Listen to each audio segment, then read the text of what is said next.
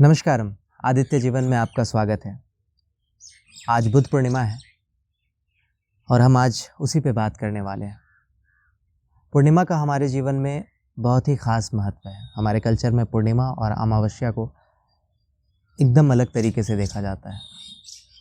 गुरुजन बताते हैं कि इस समय में इंसानी सिस्टम एक अलग कंडीशन में होता है, जिससे आप एक अलग कुछ ख़ास चीज़ें करके आप एक अलग आयाम पे पहुंच सकते हैं।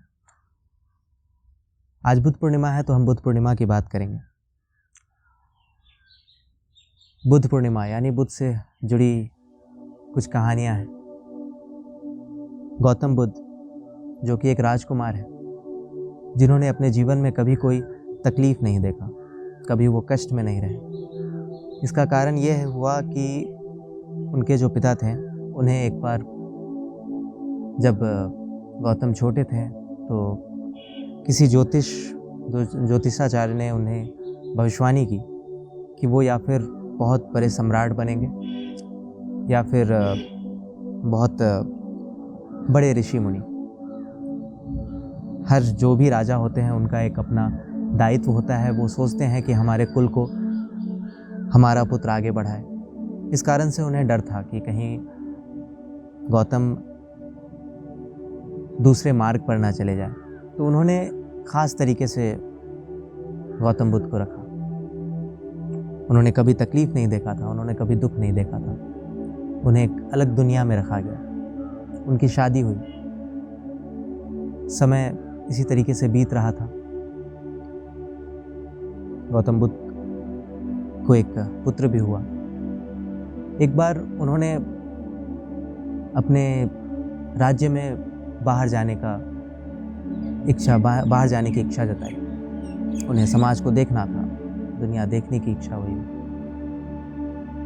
अपने रथ पे सवार होकर वो समाज में भ्रमण करने के लिए निकले। तो उन्हें एक बूढ़ा व्यक्ति दिखता है।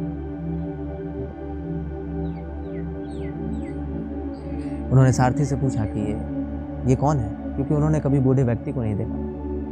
उन्होंने अपने शरीर को देखा, वो बहुत ही हट्टे कट्टे नौजवान थे। उन्होंने आज तक कभी कोई ऐसी चीज़ें नहीं देखी थी।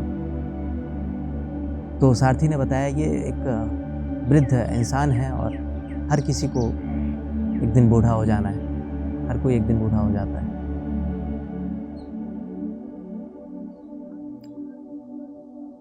ये देख करके गौतम बुद्ध काफ़ी चिंतित हुए।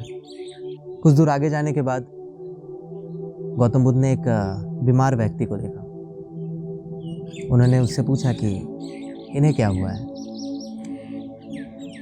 सारथी ने बताया कि ये बीमार है और कभी कभी इंसान बीमार पड़ जाते हैं। उन्हें और आश्चर्य हुआ, क्योंकि उन्होंने कभी आज तक बीमार को भी नहीं देखा इस तरीके से। उनके अंदर काफ़ी सारे सवाल चलने लगे थे। कुछ दूर आगे जाने के बाद उन्होंने एक अर्थी को जाते हुए देखा। उन्होंने फिर से सवाल किया कि ये क्या है। सारथी ने फिर जवाब दिया कि ये जीवन का सबसे बड़ा सत्य है। हर किसी को एक दिन इस धरती को छोड़कर चले जाना है। उसकी मृत्यु हो चुकी है और हर कोई एक दिन इसी अवस्था में होगा। भगवान बुद्ध के मन में कई सारे प्रश्न दौड़ने लगे थे। अगर हर कोई बूढ़ा होता है, हर कोई बीमार होता है, हर कोई को एक दिन मर जाना है, तो फिर मैं क्या कर रहा हूँ? मेरा अस्तित्व क्या है? मैं किस उद्देश्य के लिए हूँ? ये सारे सवालात, ये सारे कन्फ्यूज़न उनके माइंड में चल रहे थे।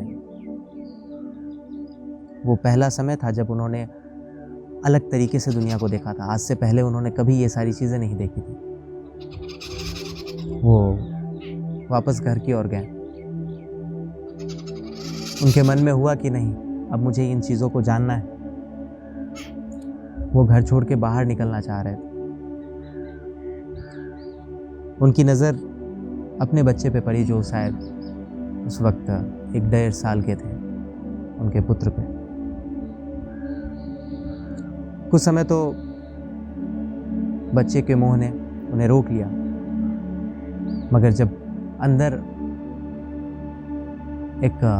आपके अंदर एक टारगेट आ जाता है, एक सवाल दौड़ने लगता है, तो फिर उसे रोक पाना बड़ा ही कठिन हो जाता है। तो इसी तरह से समय बीता और एक रात को वो बिना किसी को कुछ बताए वो घर से निकल जाते हैं। सवाल जो उनके अंदर दौड़ रहा था, क्योंकि उन्होंने आज तक कभी जीवन में दुख दर्द तकलीफ नहीं देखा, और जब समाज में उन्होंने देखा तो हर कोई दुखी था। तो कोई दुखी क्यों है, मृत्यु क्या है, ये कई सारे प्रश्न उनके अंदर दौड़ने लगे। वो काफ़ी समय बाहर जगह जगह के मठ पे जाते हैं। ऐसा कई गुरुओं से उन्होंने कई टीचर से वो मिले, मगर उन्हें उस सवाल का जवाब नहीं मिल पा रहा था जो वो चाह रहे थे। तो ऐसा कई समय तक चला और उनके साथ और भी उनको फॉलो करने वाले लोग उनके साथ थे। उस समय वो एक ख़ास अवस्था से गुज़र रहे थे, एक ख़ास प्रकार की प्रक्रिया जिसमें वो किसी से भोजन मांगते नहीं थे। वो बस चलते जाते थे और कोई बस्ती से अगर वो गुज़र रहे हैं तो उस समय उन्हें भोजन दे दिया जाता था। ये एक परंपरा थी उस समय की। तो एक बुद्ध जब एक अलग मार्ग से जा रहे थे, एक बार ऐसा हुआ कि वो ऐसे मार्ग से जा रहे थे जहाँ उन्हें रास्ते में कोई बस्ती नहीं मिला, जिस कारण से ऐसा काफ़ी लंबे समय तक हुआ। वो बहुत भूखे और कमज़ोर हो गए। कमज़ोरी होने के कारण वो चल नहीं पा रहे थे सही से। तो वो एक डाल पकड़ के रुक जाते हैं।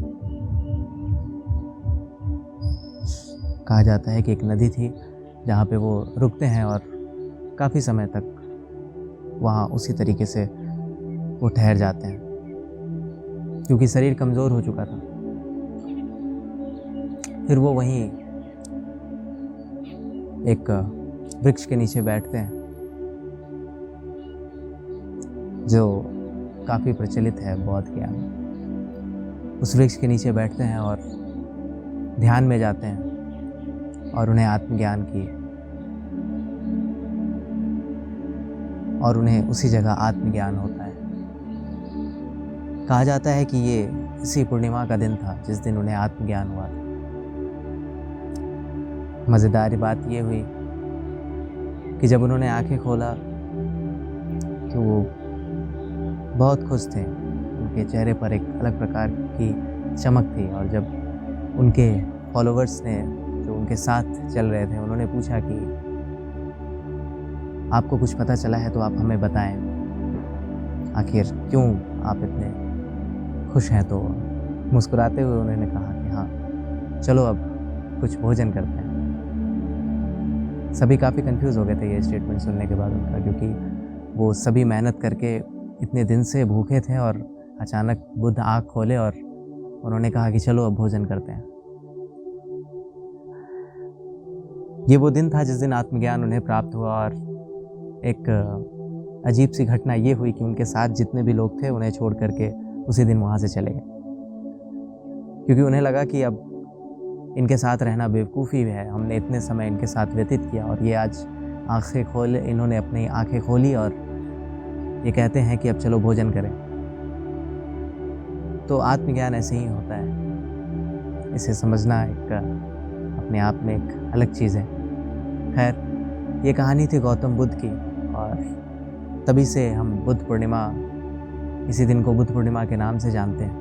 ये वो दिन है जिस दिन हमारा सिस्टम एक ख़ास अवस्था में रहता है। इस कारण से ही हमारे गुरुजन हमें बताते हैं कि इस दिन अगर कुछ खास चीज़ें की जाए तो हम एक अलग आयाम को छू सकते हैं। तो ये थी आज की स्टोरी, बुद्ध पूर्णिमा की कहानी। तो कैसी लगी आपको ये स्टोरी, कमेंट करके बताएं। वीडियो पसंद आया हो तो लाइक करें, शेयर करें और चैनल को सब्सक्राइब करें, ताकि आने वाले समय में कुछ ऐसी ही बातें हम आप कर सकें और सभी के सामने कुछ ऐसे नॉलेज दे सके जो आपके लिए आपके जीवन को परिवर्तित कर सके। चलिए, तब तक अपना ख्याल रखिए। धन्यवाद।